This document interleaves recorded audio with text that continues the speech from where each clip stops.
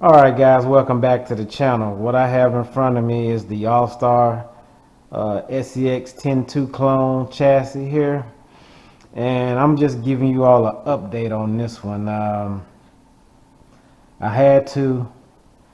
built one of them up and sold it.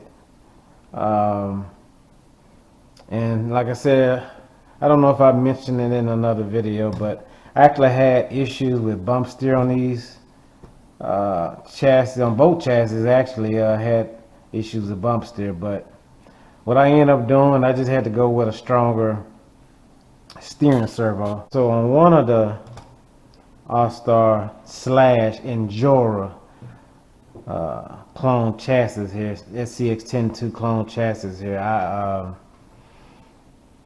like I said, I ran into bump steer. So the problem was I ended up just need to go with some stronger servos. I ended up going with 20 kg servos on them, and this one actually is 25.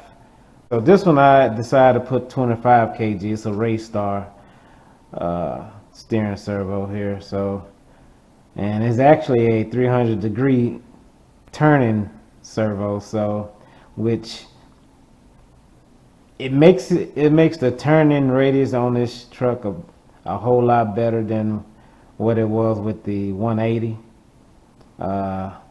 So I mean, it doesn't get the full 300, but because you do have some limitations with with your suspension and all that, but it gets real good turning radius on this truck here with the 300-degree servo.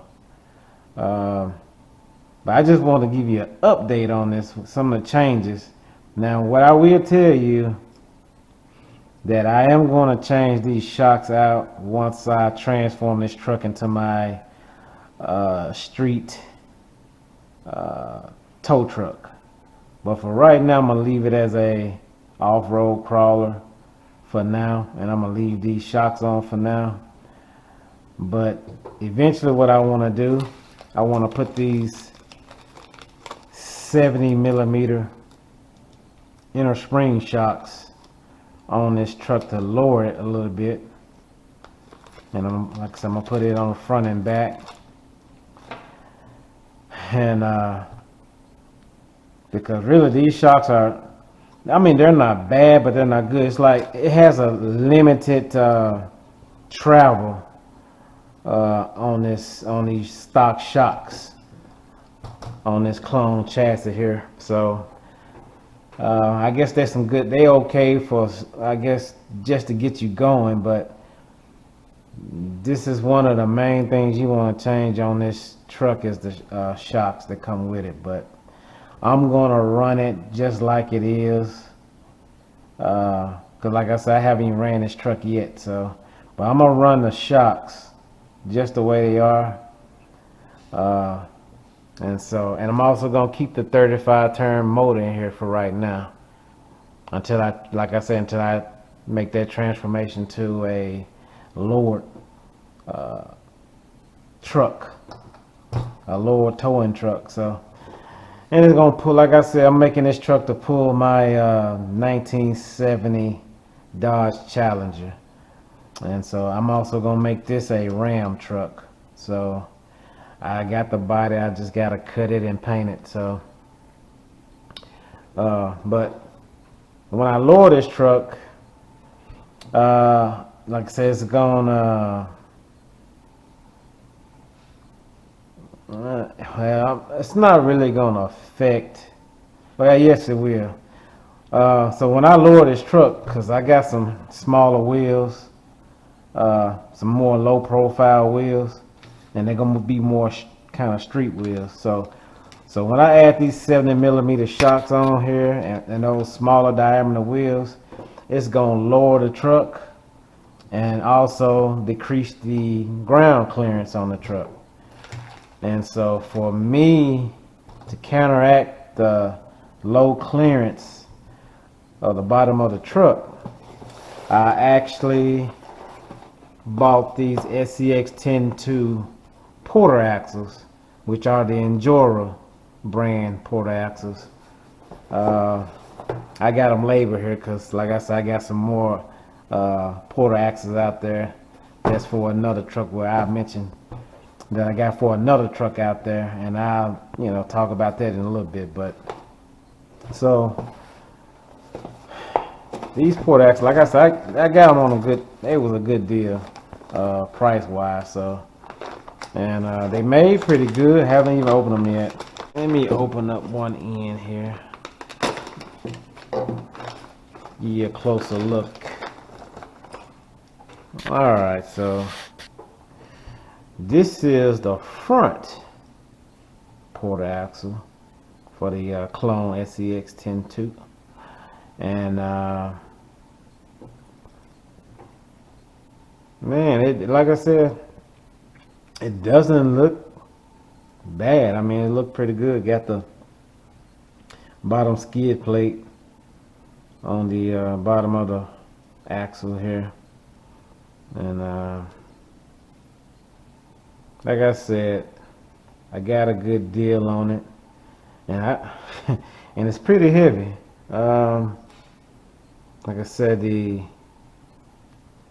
reason why it's heavy, because like I said, this porta axle is all metal. I mean, it's no plastic. Well, the only plastic that's on here,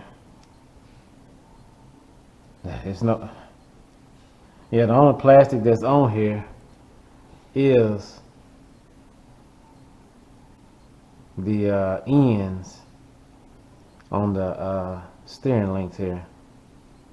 Other than that, all of it is metal. Yep, all of this is metal. So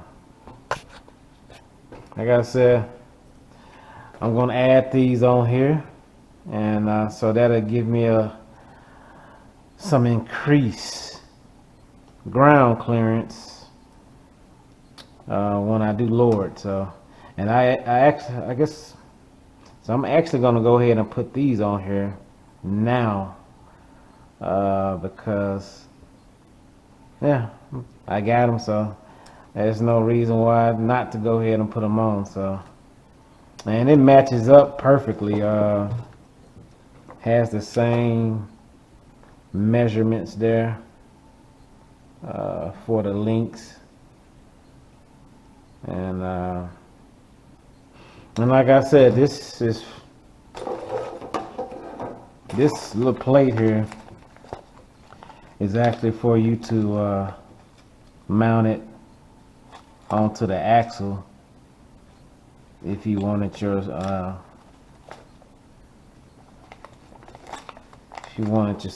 steering servo on your axle there, which I don't. I'm gonna leave it just like it is. I think it'll be fine there. I don't think I have any increased bumps there or anything like that. So and this is gonna give this truck some weight on the bottom end, because it's, like I said, it's pretty light now. It's pretty light, so this is gonna give it a little weight. So that is the front, which I'm probably gonna go ahead and do this today. Install them. Probably won't do it on camera because y'all seen, I guess, there's many videos out there installing porta axles on them, different crawlers. So this is the rear. This is the rear porta axle here.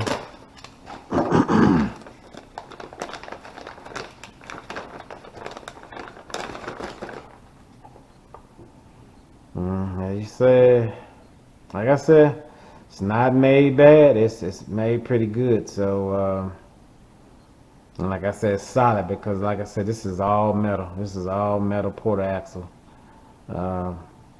Everything on here is metal. The gears are metal. So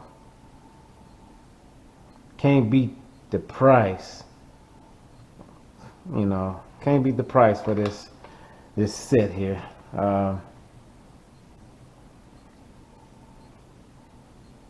Yeah, can't beat the price. And like I said, it comes with all the hardware you need to install, which is good to have. So, and it's a easy installation. I mean, it's straightforward. You don't need any directions. Uh, I don't know how this will affect. I don't know how this will affect the speed of the truck. Like I said, this is a 35 turn motor on here, and I know usually, not always, but I know usually when you add the quarter axles on a crawler, it'll lose a little bit of speed because now you have extra gears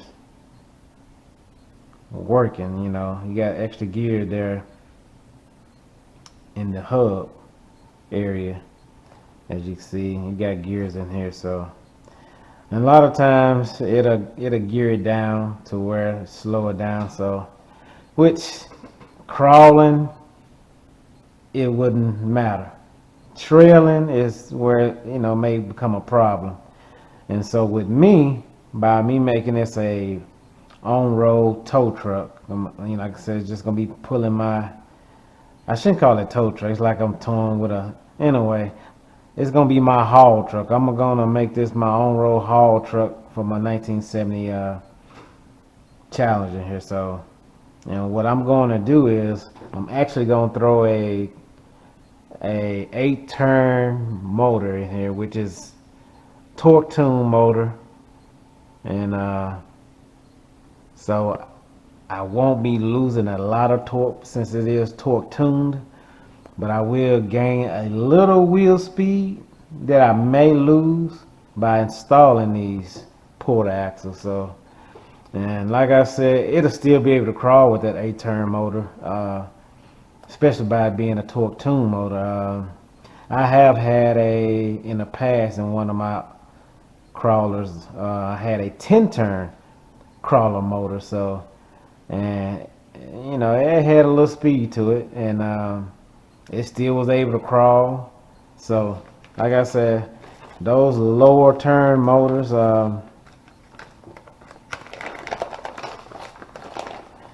those high turn motors, they're not bad for you still want to do some light off-road and crawling or whatnot. Don't be scared to, you know, try those motors out. But anyway, this is what we have here. So I went with the KYRC 60 amp brushed ESC, and it's rated for 2 and 3S LiPo. So I'll probably put a 3S battery in it and run it like that. So that is that on this one. Alright, so, and like I said, these shocks on here, they are threaded, so you can dial them up and down, and they are oil filled. Now they may not have a lot of oil in them, but they are oil filled, and so that's one thing you do want to probably check when you get this, if you do purchase this, is that you want to check your oil levels in the shocks. Well, mine had oil in it, but like I said, it wasn't full, and I just left it like that because I know I won't be using these shocks for very long. I just want to do a test run with these stock shocks on here. But like I said, you look at them, this is what you get with them. I mean, they're a little bit stiff, and like I said, they do, like, the travel wise, it limits. It got a long, I guess you want to call, storage area for the oil inside. So I guess you want to call the tube, shock tube, is kind of long, and so it hits the bottom of the stopper very quickly, so it limits that that travel up on this on the shock. So but anyway, like I said, this to get you started. So it's to get you started. So another thing what I want to talk about, I guess, I did order, and it's coming. It's been shipped. I did order a Endura TRX4 clone chassis. It comes with a 2-speed transmission, so I did order that, and it's on its way here. And on top of me ordering that, I also ordered the T-Lock kit. So I do got the T-Lock kit coming with it, so I'm going to install the T-Lock porter axles on that Endura TRX4 chassis. And the T-Lock axle kit that I got, it's an Endura kit. And I don't know, like I said, we're going to see how that works. Like I said, it comes with the 2-speed transmission, so I just thought it'd be fair to go ahead and, you know, get the porter axles, the T-Lock porter axles to throw on there. And I can't wait to do that build. I can't wait to get that and do that build on it. And like I said, I pretty much got all the parts ordered that's coming to complete that build once I get the chassis. Just like this chassis here, you do not get body posts, so you got to buy your own body posts, just like you have to put your own electronics in here minus the motor. And another thing I found out, for some reason these holes for the body posts were not drilled through, so I actually had to take a drill and drill the holes all the way through. And also, they wasn't round. The hole wasn't round here. They was like I don't know what shape, but it wasn't round. So these stock SCX10 body posts did not fit in the All-Star / Endura chassis here. So I had to go ahead and get the drill a round hole, and had to get the big. I started with a smaller bit to get the holes drilled in all the way through, and then I had to go with a bigger bit to make the hole a little bit bigger, so the body post can actually fit down in here. So, and it's a snug fit, so I didn't want it too big where it just get in there and be all wobbly. So it's actually a tight fit, so I like it like that. Push it down in there, and I put my body pins in here to secure it so it won't move. But anyway, that's the update on this SCX10 chassis that I bought. And I know maybe some of you all was probably wondering you know, what I did with it. Like I said, I did sell one once I got it fixed up, and this is the oven that I'm doing right here, that like I said, I'm going to transform this into something a little bit different than a crawler. So because I got so many crawlers, and then got another crawler on the way, TRX4 clone chassis crawler. So, and I'm gonna build that up. So alright guys, I'm not gonna hold you up on this video. I don't want to make it very long, just babbling. But I'm gonna go ahead and throw these porter axles on this truck, and the next time you all see it, I will have the, like I said, the porter axles on, and I have probably the body on here, and it'll still be looking like this stand wise, because I'm not gonna throw these lower shocks on here, not just yet. I'm just gonna wait till I test this out with the stock shocks, basically, so you all can see what I'm talking about with the limited travel on these shocks here. So So hopefully I get that out here and we have good weather and I can get out there and do that. So, all right, guys, y'all be safe. Thank you for watching. I'll see you all on the next video.